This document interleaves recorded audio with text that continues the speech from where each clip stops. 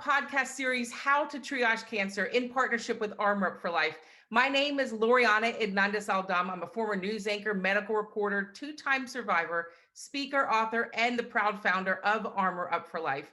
We are a nonprofit organization. We help cancer patients amplify their voice by preparing, presenting, prevailing, the three Ps, to really being possible. And so it's really my honor to be in partnership with Triage Cancer and shine the light on the great work that they are doing and the two amazing attorneys behind this organization.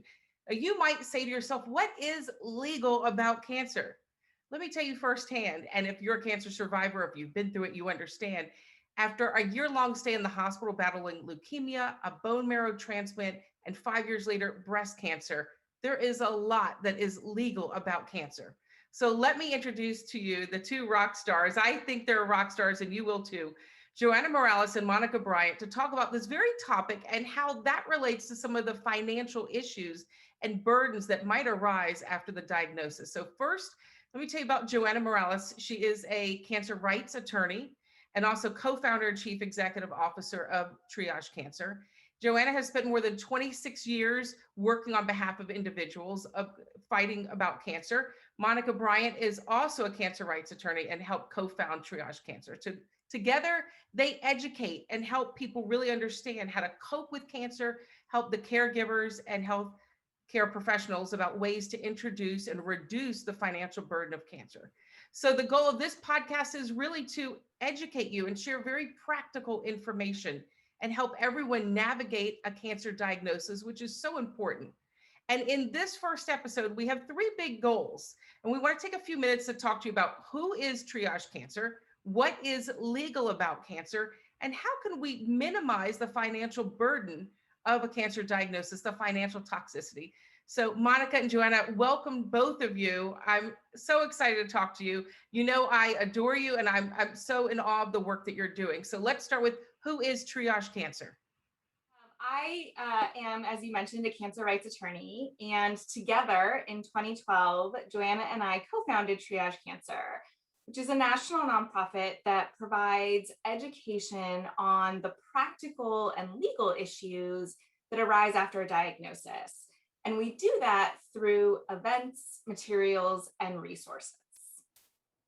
And Joanna? Well, Monica and I both came to this work from very different places. I went to law school thinking that I was going to work in policy and legislative advocacy. And while I was in law school, I was also working at a cancer center for a psychosocial care program. And I also took a class in law school on cancer rights law. And it was the only class at the time on that topic across the country.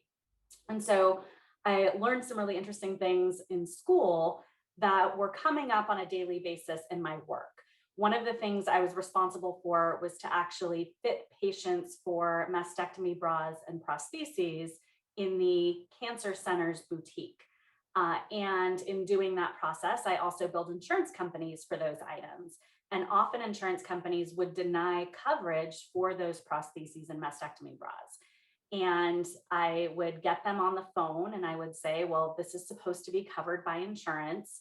Why is it being denied? And they would say, that's not a covered benefit. And I would say, well, what about WICRA, which stands for the Women's Health and Cancer Rights Act, which was the law passed in 1998 that requires private insurance companies to cover those mastectomy bras and prostheses. And so all I would have to do is say, well, what about WICRA? And then they would say, oh, okay, we're going to cover it. And so all I had to do was show minimal knowledge of the rights of the patient I was calling on behalf of, and they would back down and actually pay for something they're responsible for paying for. And it really demonstrated to me that if you don't know what your rights are, then so many systems that we have to navigate on a daily basis are in a better position to walk all over us. And that really drove me into this work, that I want people to understand what their rights are and what their options are so that they don't get walked all over and they get access to the care and support that they need. And absolutely. And I really raised that point, having had to get new bras after a double mastectomy and try to fight with insurance companies saying, well, I need a bra and I need a special bra. And so I understand that. And I also always say, listen, I'm well educated and I don't know these laws. And you make me feel better saying like, it doesn't matter how well educated, if you're not expected to know the laws to fight cancer. Why would you know about that random law? And even though that law was passed in 1998, so how many decades are we past that law? Monica and I still talk to patients today where their insurance companies are denying coverage for reconstruction and mastectomy bras and prostheses, even though they're supposed to be paying for it. When I had to leave my career anchoring when I had leukemia for a year, it took me an entire year to get a wig approved. By then I had hair back. And I couldn't understand. I said, I've lost my DNA, lost my identity. Why would you do this to me? It was traumatizing.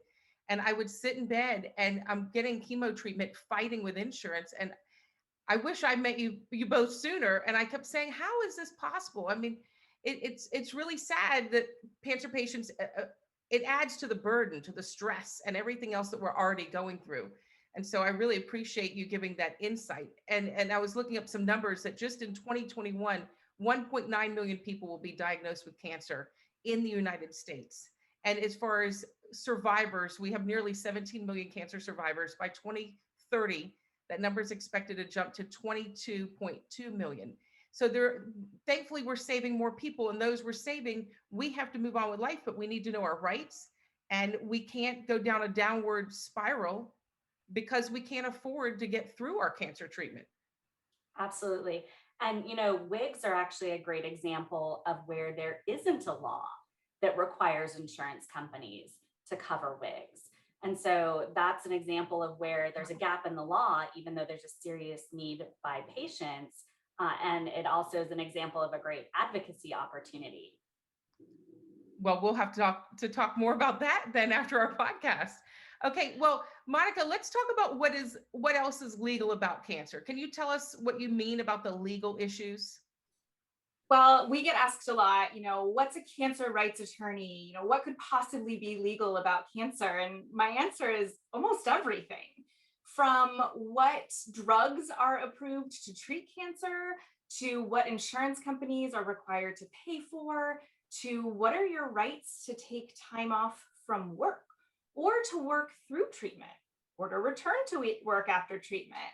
If you do need to take extended time off, how do you replace that lost income? And that's where disability insurance comes into play. And there's laws around that. Certainly managing medical bills and finances and estate planning, all of these things that people are asked to grapple with in addition to their cancer diagnosis are actually rooted in the law. Well, and there are many people like myself who had to leave our careers, but maybe we weren't educated well enough for our own human resource department to say, hey, you can continue your life insurance policy because you're still within that window. I didn't know that. Now I can't get life insurance. Nobody wants to insure me. I didn't know the rights. So tell me more about some of what your rights are if you have to leave your job. I know we'll get to the third thing, but you're giving me so much great information. If you have to leave your job because of a cancer diagnosis, what are your rights? Well, I get to give my favorite answer, which is it depends. Because there is no one size fits all to many of the questions that we get asked. And Joanna and I say, we always break the rule of answering a question with more questions. Because in order to effectively explain what somebody's rights are, we need to know things like what type of employer do you work for? How big are they? What state do you work in? Do you work for under an employment contract or as a member of a union? Because all of those details are going to define what rights you have, again, either to work through treatment or to return to work, or if you have to leave. Okay, so we'll move on to the third point that I meant that we talked about, and I mentioned at the beginning, and then we'll chit chat because I could talk to both of you for hours. What is the financial toxicity and how do legal issues relate to it? Like explain the concept of financial toxicity and how it relates to the problem. Joanna, do you want to start with that? Sure. So when we're talking about financial toxicity, this is a term that was actually coined by some researchers from Duke in 2013. And it really focuses on the financial burden of a cancer diagnosis and how that financial burden can also have an impact on a patient's health, whether it be physical health or emotional health or psychological health. And so we know that the financial burden has real practical impacts for patients beyond just the cost. And we want to make sure that patients not only get help addressing those costs, but avoid some of those other factors that can impact their health and their quality of life. But part of the challenge around financial toxicity is that it isn't just one thing. Like, it's not an easy problem to solve because there are actually a lot of contributors to financial toxicity. And it's some of the things that Monica mentioned. So having adequate health insurance coverage is what we think is the biggest contributor to avoiding financial toxicity. And then it's other things like if you do have to take time off work or leave your job, that loss of income is going to have a huge impact on your finances. Well, and I'll add to this, and Monica, I'll let you jump in, that I've been very transparent about it because I feel like I have an obligation to speak up for those who aren't used to being on camera and talking about their problems. But I went from living the life as a news anchor to fighting for my life.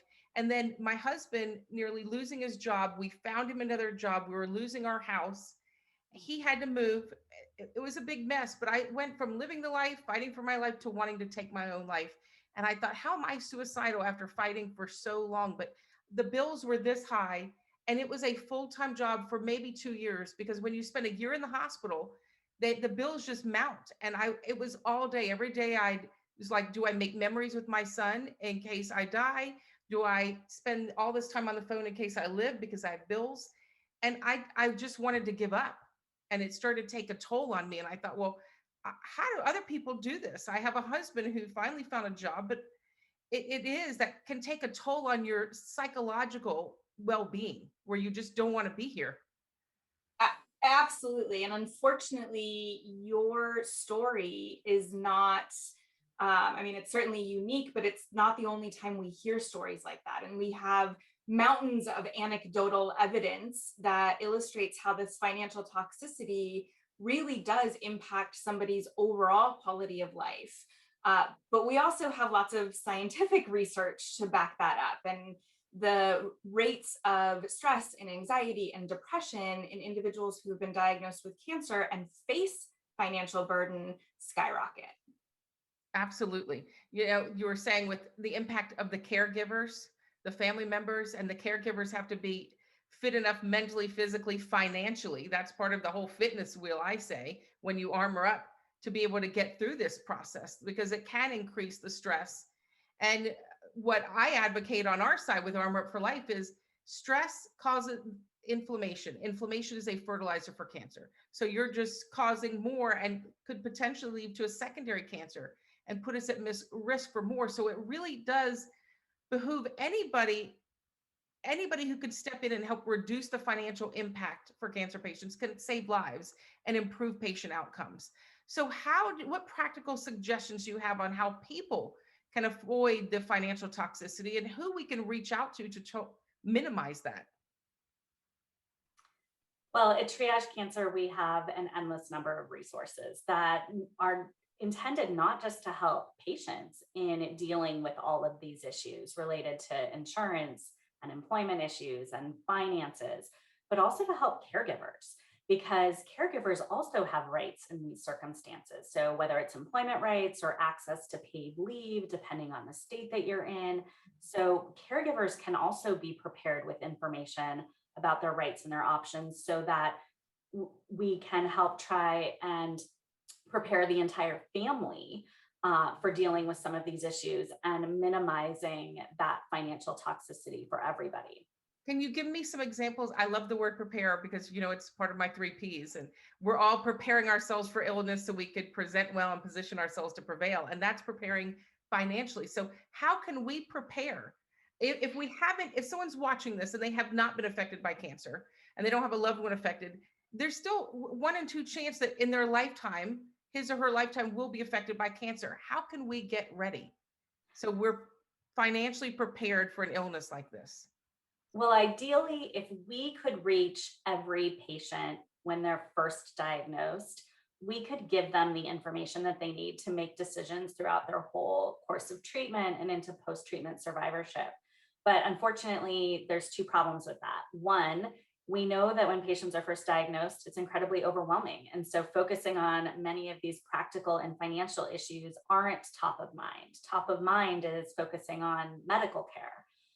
But we also know that not everybody is being connected to the resources that can help them navigate these issues like Triage Cancer. And so that's also why we work with healthcare professionals to train them about what we provide and some of these issues that their patients might be experiencing so that they're appropriately connecting patients to us. And when we're talking about preparing, it really is understanding all of your rights and options. And I know that sounds like just one more thing we're asking patients to do, but if someone understands all of their options, they can actually make educated decisions about the best option for them so they can find their best path forward. Because often, someone will only find out about one thing, like FMLA or COBRA, because someone's more familiar with those things because they come up in lots of other circumstances. But knowing all of your employment rights and all of your health insurance options might actually lead you to a better option for you. Yeah, and how to argue and be your own best advocate. And I like that when you said that you could help us find different options. When I went through my transplant, I had to stay on an outpatient housing connected to Johns Hopkins. It was not covered. My transplant was covered, but my housing wasn't. So I said, well, how am I supposed to get here? I had to be attached to the hospital. And so we spent just in 100 days, $10,000 cash that we charged. But then the next patient next to me would say, oh, my insurance covered it. And so you meet people and you're like, well, how did you fight for it? So I think these are very practical questions that patients go through. Can they just call Triage Cancer, or can they email and say, I need somebody to help me navigate this? Or what would a patient who's watching do right now? Well, I think that the very first step is to go to triagecancer.org. We have so many resources and materials, and we present the information in multiple formats. So we have hour-long webinars that somebody could watch on demand. We have quick guides, which are 1 to 4 page documents that explain a particular topic, down to a 5-minute animated video. And so we sort of say, pick whatever medium makes the most sense for you in that moment. Another tool that we have is a tool called Cancer Finances. And this is a tool that has modules on all of the different topics that could potentially impact somebody's finances. Now, what's really unique about this tool is that it's sort of in a choose your own adventure format, where the website will ask the user questions. And then based on how the user answers those questions, it takes them to targeted information.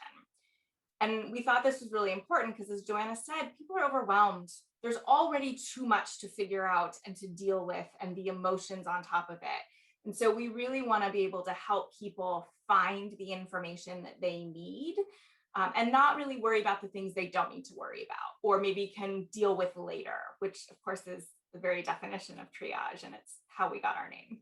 Okay, that sounds great. But if after going to your website and reading that information, if patients still have questions, what do they do? Well, we actually have a new resource called the Legal and Financial Navigation Program.